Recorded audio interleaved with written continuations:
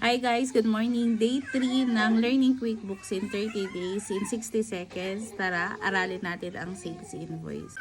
So, sa pag-create ng invoice sa QuickBooks, pupunta ka lang dito sa tab ng New, then click mo ay Sales Invoice. So, ano mga dapat tandaan sa pag-create ng sales invoice?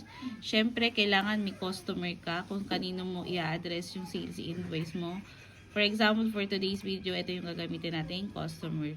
And then, if meron siyang email, pwede mo na rin siyang ilagay dito para automatic na magsisend sa kanya yung email mo. So, kapag new customer siya, pwede ka mag-add ng new customer dito. Ilalagay mo lang, i-input mo yung company name, company address, and then hit save. So, ano pa mga dapat tandaan is kailangan may terms ka, kung ano yung terms mo sa kanila, invoice date, due date, at invoice number, reference number. So, dito, ilalagay mo products and services mo, kung ano yung mga ibibil mo sa client mo, ilan yung quantity, ilan yung rate, ilan yung amount. Ayan. Then, kung nasa Pilipinas ka, nandito, may mga taxes tayo na included dyan. Kung may VAT ba siya, no VAT at all, exempted or imported siya.